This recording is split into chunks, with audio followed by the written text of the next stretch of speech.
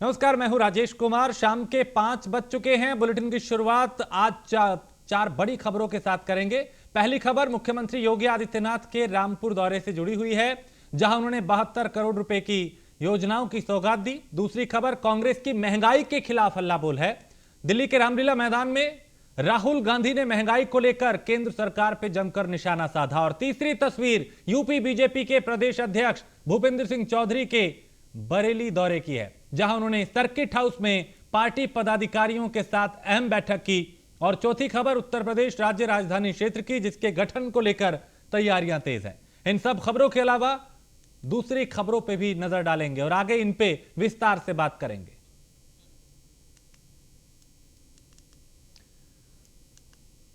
तो रामपुर वासियों को मुख्यमंत्री योगी आदित्यनाथ ने बड़ा तोहफा दिया है और रामपुर को सीएम योगी ने 72 करोड़ का तोहफा दिया है। 22 परियोजनाओं का लोकार्पण किया है। इसके अलावा सीएम ने छात्रों को लैपटॉप भी वितरित किए और मुख्यमंत्री ने अनाथ बच्चियों को आर्थिक मदद भी दी है। कुपोषित बच्चों को पोषण किट भी वितरित किए गए और छात्राओं को मोबाइल देकर सम्मानित किया गया। जनसभा को मुख्यमंत्री ने संबोधित किया और कहा कि उपचुनाव के बाद रामपुर में नए युग का आगाज हुआ है। रामपुर की पौराणिक और ऐतिहासिक पहचान है और इस पहचान को बनाए रखना होगा। रामपुर का दोहन और शोषण किया गया, लेकिन अब उसको फिर से उसकी पुरानी पहचान दिलाई जा रही है।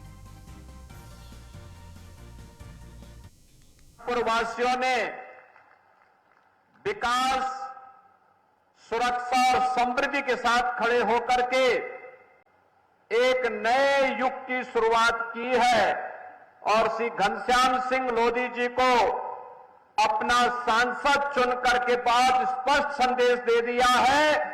इसके लिए पूरे रामपुर वासियों का हृदय से अभिनंदन करते हुए मैं आभार व्यक्त करता हूं।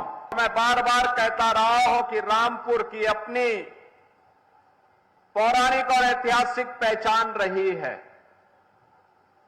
इस पहचान को हर हाल में बनाए रखने की आवश्यकता है, लेकिन जिन लोगों के एजेंडे में विकास और लोक कल्याण नहीं, उन लोगों ने अपने स्वार्थ के लिए रामपुर का दोहन किया, रामपुर का शोषण किया। विकास की परियोजनाएं रामपुर को ध्यान में रख करके नहीं, लोक कल्याण को ध्यान में रख करके नहीं, गांव, गरीब, किसान, नौजवान, महिलाएं और समाज के विभिन्न तबके के हितों को ध्यान में रख करके नहीं, बल्कि व्यक्ति केंद्रित बनाते हुए शोषण का जरिया उन्हें बनाने का प्रयास किया गया, जिसने विकास के पहिए को थामने का कार्य किया और अंततः उसकी दुर्गति उन्हें भुगतनी भी पड़ रही है। भाइयों बहनों, मैं आज आपको आश्वस्त करने के लिए आया हूं कि आपने विकास और सुरक्षा के नाम पर Bharatiya Janata party double engine सरकार को अपना सहयोग और अपना समर्थन दिया, अपना आशीर्वाद दिया। उस आशीर्वाद और सहयोग के लिए आपका आभार व्यक्त करते हुए आपको आश्वस्त करने के लिए मैं आया हूं कि हर हाल में विकास की योजनाएं अब रामपुर में बिना भेदभाव के आएंगी। इनको कोई रोक नहीं सकता है। रामपुर अब बदल रहा है।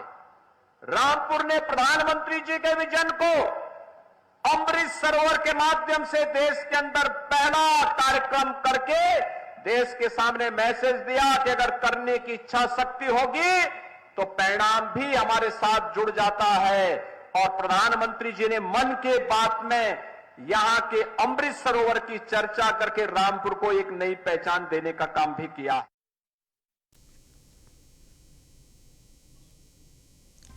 तो छात्रों को भी मुख्यमंत्री ने यहां पे तोहफा दिया और छात्रों को लैपटॉप, अनाथ बच्चियों को आर्थिक मदद और कई तरह की सहायता यहां पे लोगों को की गई। कुपोषित बच्चों को किट भी वितरित की गई। तो मुख्यमंत्री योगी आदित्यनाथ का ये रामपुर दौरा बेहद खास, जिसमें उन्होंने कई लोगों को सम्मानित भी किया और विकास को यहां पे प्राथमिकता दी। और वहीं बिजनौर दौरे पर रहे मुख्यमंत्री योगी आदित्यनाथ ने मेडिकल कॉलेज का जायजा लिया। इस दौरान महात्मा विदुर मेडिकल कॉलेज के सभागार में उद्यमियों संग अहम बैठक भी की। हालांकि इससे पहले सीएम ने जनप्रतिनिधियों और पार्टी पदाधिकारियों से मुलाकात की थी। साथ ही अधिकारियों के साथ बैठक कर विकास कार्यों की समीक्षा भी की। वहीं वृक्षारोपण कर मुख्यमंत्री ने पर्यावरण का संदेश भी दिया।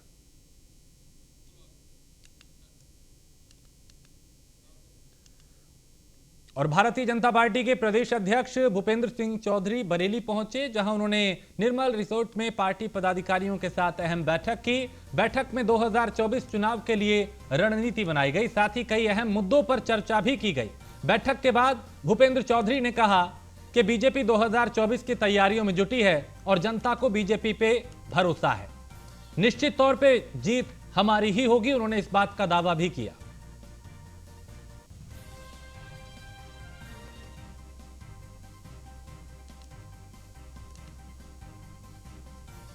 तो प्रदेश में अपराध न्यूनतम स्तर पे है, ये उन्होंने कहा। लगातार विकास के पथ पे आगे बढ़ रहे हैं। हम पिछली बार 2019 में गठबंधन के सपा बसपा रालोद के गठबंधन, कांग्रेस भी गठबंधन में शामिल हुई। सबके गठबंधन के बाद प्रदेश की महान जनता ने मोदी जी के नेतृत्व में 50% से ज़्यादा मत भाजपा को दिए और 64 सीटें लोकसभा की हम जीते। 16 सीटें बीजेपी हारी, 2 सीटें बाई इलेक्शन में हम जीत गए और 14 सीटें ऐसी हैं जो हम पिछली बार हार गए। हम विशेष रणनीति बनाकर अपने कार्यकर्ताओं को एक विशेष योजना बनाकर काम पर लगाकर और अपने नेतृत्व के प्रति लोगों का विश्वास जो है और सरकारों ने जो काम किए, केंद्र की सरकार ने जो काम किए, जो उत्तर प्रदेश सरकार ने काम किया, उन कामों को लेकर अपने कार्यकर्ताओं के आधार पर जनता के बीच में जाएंगे। और मुझे विश्वास है कि भारतीय जनता पार्टी की जनता पूर्व की भांति स्नेह और आशीर्वाद। कौशाम्बी दौरे पे डिप्टी सीएम केशव प्रसाद मौर्य ने गौशाला का निरीक्षण किया और गौशाला में डिप्टी सीएम ने गौ पूजा भी की, गौ अर्चना की और उन्होंने यहाँ पे गौ सेवा भी की। कादीपुर में निर्माणाधीन मेडिकल कॉलेज का निरीक्षण किया। उद्यान सभागार में विकास कार्यों को लेकर अधिकारियों संग अहम बैठक भी की।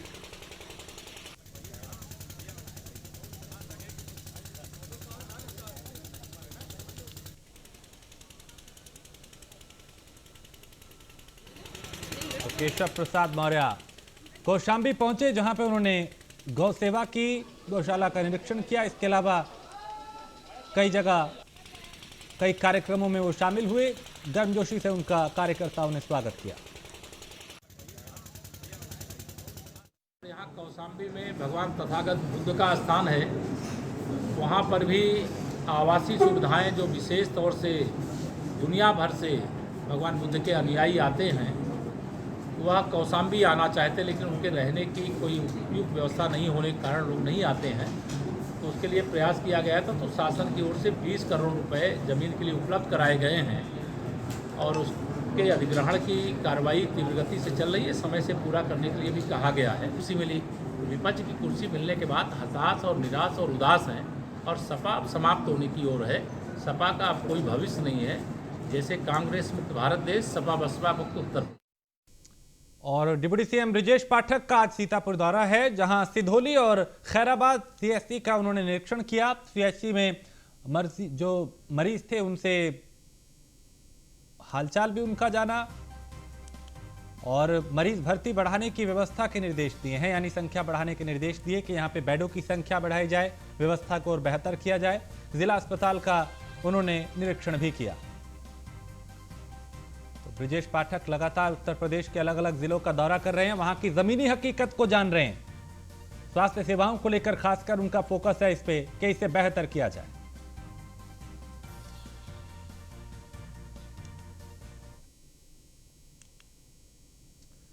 और यूपी में खेती को उन्नत बनाने के लिए सीएम योगी का अभिनव प्रयोग शुरू हो चुका है, जिसमें उत्तर प्रदेश के किसान करेंगे खेतीबाड़ी में ड्रोन का प्रयोग और 7 मिनट में 1 एकड़ खेत में खाद और कीटनाशक का छिड़काव किया जाएगा। योगी सरकार को जल्द मिलेंगे 32 ड्रोन, 4 कृषि विश्वविद्यालय को 10 कृषि विज्ञान केंद्रों को मिलेंगे ड्रोन।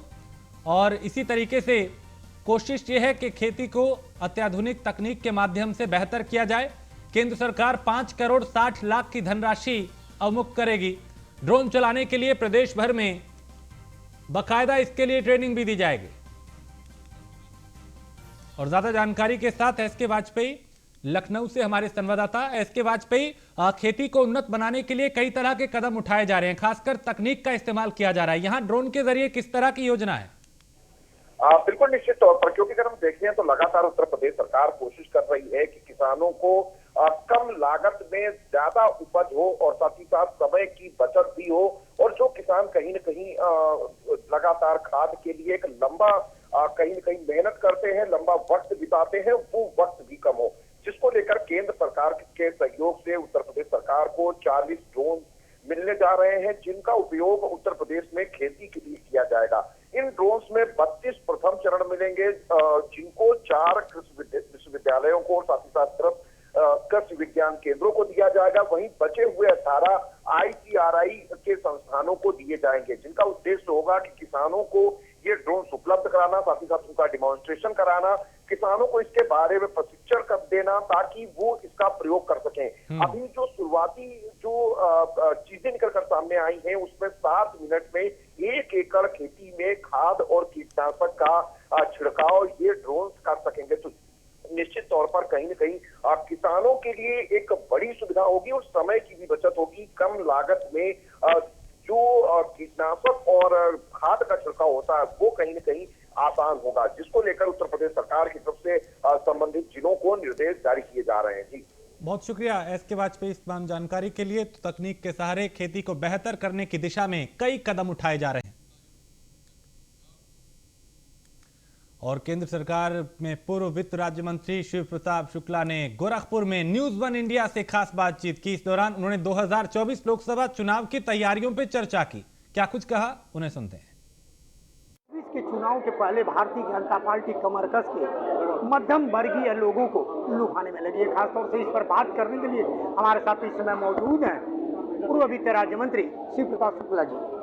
सर जी, मैं जानना चाहता हूँ भारतीय जनता पार्टी को जरूरत क्या पड़ी आज मध्यम वर्गीय के बारे में सोचने की? नहीं, भारतीय जनता पार्टी पहले से भी सोच रही है और सोच करके कार्रवाई भी की है। इसी नाते उसने सामान्य वर्ग के लोगों को, मध्यम वर्गीय लोगों को 10% का आरक्षण देने का काम किया है।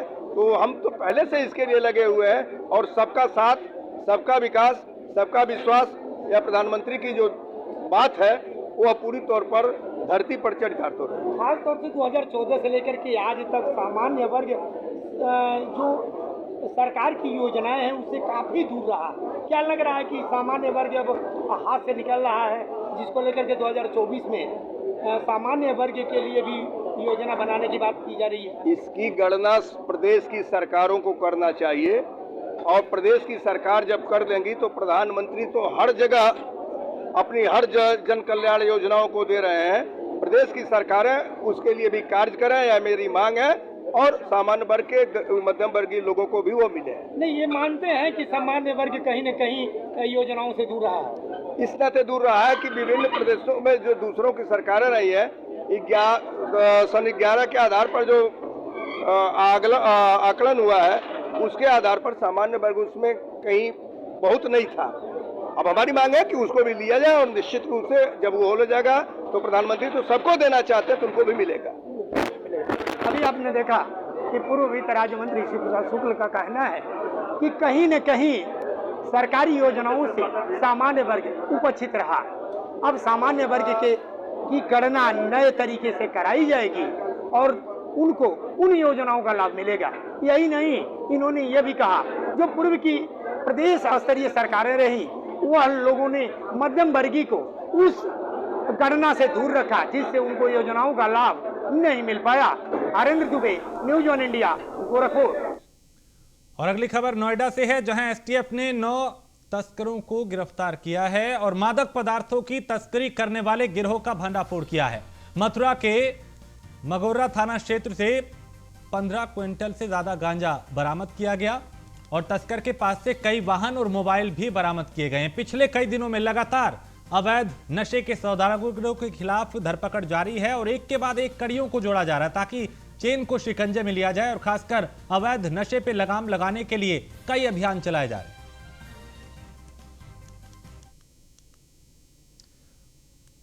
और अगली खबर प्रयागराज से है, जहां गंगा में नाव में बैठकर मस्ती करने का यह मामला है, जिसमें पुलिस ने दोनों आरोपी युवकों को गिरफ्तार किया है। दारागंज निवासी हसनान अहमद और मोहम्मद आशिफ को गिरफ्तार किया गया है। नाव पे बैठ के हुक्का और चिकन पार्टी का वीडियो वायरल हुआ था।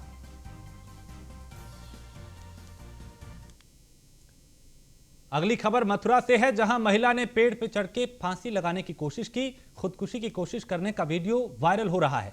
मथुरा सदर एसडीएम पे गंभीर आरोप लगाए हैं महिला ने। महिला का आरोप है कि सदर एसडीएम नहीं करते हैं सुनवाई और तहसीलदार और लेखपाल पैसे लेकर काम करते हैं।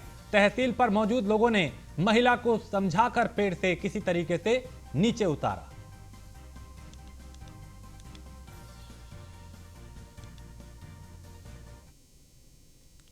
बुलंदशहर के ऊंचागांव ब्लॉक के एक गांव में मनरेगा के तहत किए गए विकास कार्यों में भ्रष्टाचार का मामला सामने आया है। मनरेगा के तहत किए गए विकास कार्यों की जांच के लिए मेरठ मंडल की लोकपाल बुलंदशहर पहुंची और मौके पे मनरेगा कार्यों का जायजा लिया।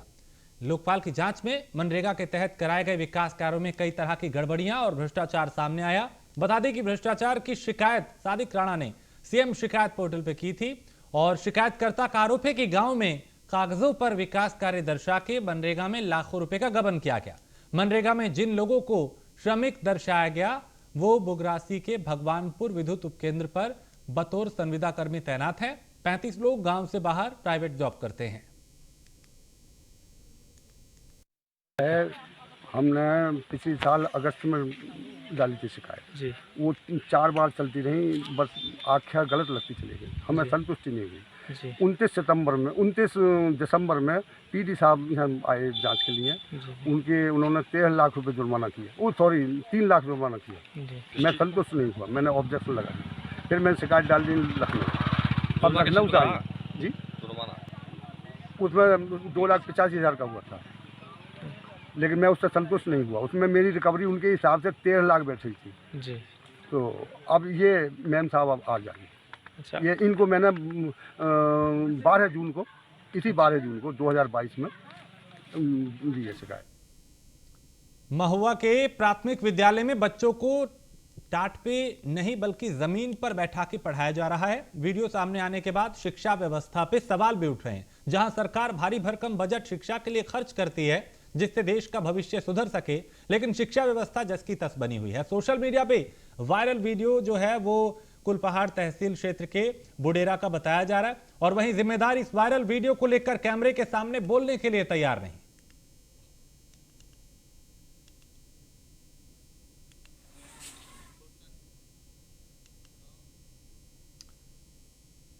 तो एक तरफ यूपी में योगी सरकार शिक्षा को बढ़ावा देने के लिए करोड़ों रुपए का बजट खर्च कर रही है, तो दूसरी तरफ रायबरेली के महाराजगंज ब्लॉक स्थित प्राथमिक विद्यालय में छात्रों को शिक्षा के बजाय स्कूल में झाड़ू लगवाया जा रहा है।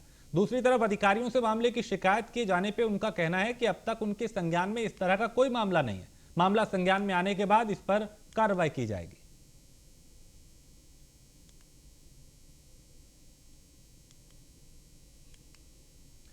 तो शिक्षा के नाम पे कैसे बच्चों के भविष्य के साथ खिलवाड़ किया जा रहा है, ये तस्वीरें बता रही हैं, जहां बच्चों से ही कई बार कई तरह की तस्वीरें सामने आती है, जहां साफ सफाई कराई जाती है, झाड़ू लगवाया जाता है, मजदूरी करवाई जाती है और यहां पे भी ये बच्चे जिनके हाथों में कॉपी किताब होनी चाहिए, पेन पेंसिल होने चाहिए, उनके हाथों में झाड़ू थमा दिया गया। वीडियो वायरल हो रहा है लेकिन प्रशासन इस पर मौन है और ये आला अधिकारी कह रहे हैं कि उनके मामला संज्ञान में नहीं है, संज्ञान में आएगा तो कार्रवाई की जाएगी, यानी वही रटी रटाई बात। लेकिन जरूरी है कि ऐसे शिक्षक या ऐसे वो लोग जिनके कंधों पर जिम्मेदारी है रखरखाव की, सफाई व्यवस्था की, यहां की चीजों को देखने की, उनके खिलाफ कार्रवाई हो, क्योंकि इस तरह की तस्वीरें अलग अलग जिलों से सामने आ रही हैं। हापुड़ में पुलिस ने अज्ञात गौ तस्करों की गोकशी की घटना को अंजाम देकर मौके से फरार हो गए थे यहां पे, और जिसके बाद ग्राम प्रधान ने अज्ञात के खिलाफ थाने में मुकदमा दर्ज कराया और एक्शन में आई पुलिस ने घटना में शामिल लोगों के लिए सर्च ऑपरेशन चलाया। इस बीच मुखबिर की सूचना पे पुलिस ने घेराबंदी की और तस्करों ने पुलिस पर फायरिंग कर दी। बचाव में पुलिस ने जवाबी फायरिंग की जिसमें 2 तस्कर गंभीर रूप से घायल हुए, जिन्हें अस्पताल में भर्ती कराया गया।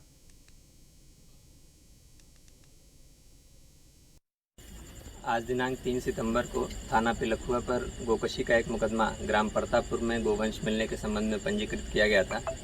जिसके संबंध में पुलिस द्वारा छानबीन कर अभियुक्तों की तलाश की जा रही थी। उक्त क्रम में आज रात्रि लगभग 11 बजे मुखबिर से सूचना प्राप्त हुई कि घटना में शामिल अभियुक्तगण छिजारसी बुढ़ेरा फाटक के पास कहीं जाने की फिराक में हैं। उक्त सूचना पर पुलिस पार्टी द्वारा उन्हें घेरा गया तो अभियुक्तों द्वारा फायर किया गया। पुलिस पार्टी द्वारा भी अपने बचाव में आत्मरक्षार्थ फायर किया गया, जिसमें 2 अभियुक्त सोनू व साजिद घायल हुए। प्रतापगढ़ के हथीगंवा थाना क्षेत्र में पुलिस और हिस्ट्री शीटर के बीच हुई मुठभेड़ में गोली लगने से आरोपी घायल हो गया।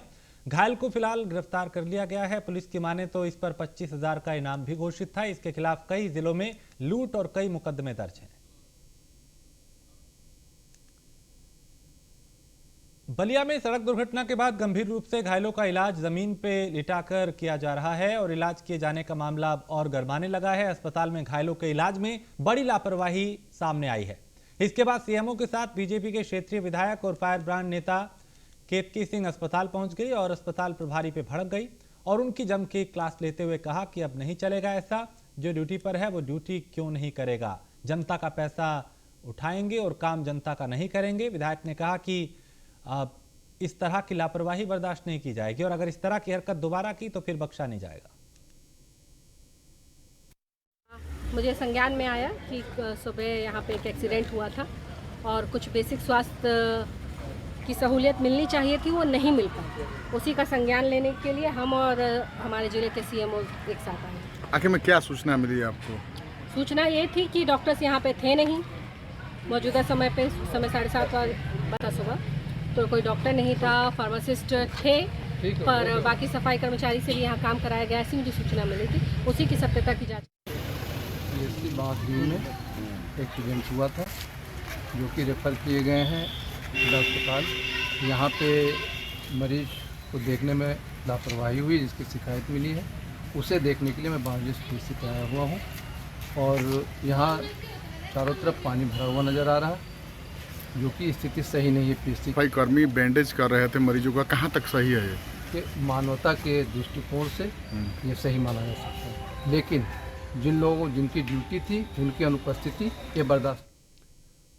और हापुड़ के नगर थाना क्षेत्र में शिक्षक की डांट से नाराज एक छात्र ने अपने ही शिक्षक की जम के पिटाई कर दी। हद तो तब हो गई जब शिक्षक की पिटाई के बाद आरोपी छात्र परिजनों के साथ शिक्षक के खिलाफ मुकदमा दर्ज कराने पुलिस थाने पहुंच गया। बता दें कि छात्र द्वारा शिक्षक की पिटाई का पूरा मामला क्लासरूम में लगे सीसीटीवी में कैद हुआ था। उन्नाव के महोलिया गांव में प्रशासन ने अतिक्रमण के खिलाफ कार्रवाई करते हुए अवैध निर्माण को ध्वस्त कर दिया। बता दें कि भूमाफियाओं की तरफ से सरकारी जमीन पे कब्जा करके अवैध निर्माण कराया जा रहा था, जिसकी जानकारी मिलते ही जिलाधिकारी के निर्देश पे अवैध निर्माण पे बुलडोजर चलवा के सरकारी जमीन को कब्जा मुक्त करवाया गया।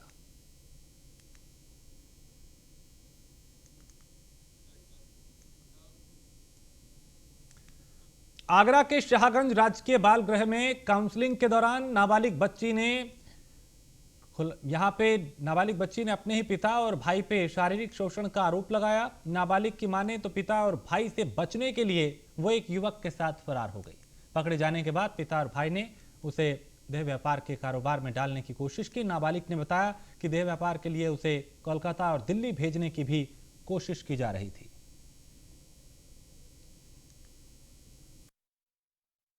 अभी हाल ही में ऐसे कोई देह व्यापार का इस तरह से नहीं आया है, पर लेकिन एक बालिका थी जो हमारे पास पॉक्सो में पहले आ चुकी थी और वो किसी लड़के के साथ चली गई थी।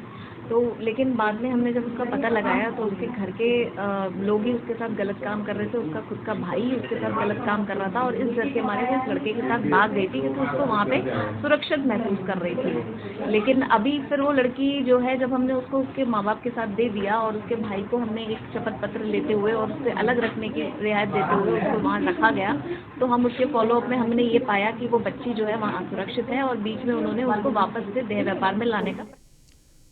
और इसी के साथ इस बुलेटिन में फिलहाल इतना ही। देश प्रदेश की बाकी खबरों के लिए आप देखते रहिए न्यूज़ 1 इंडिया।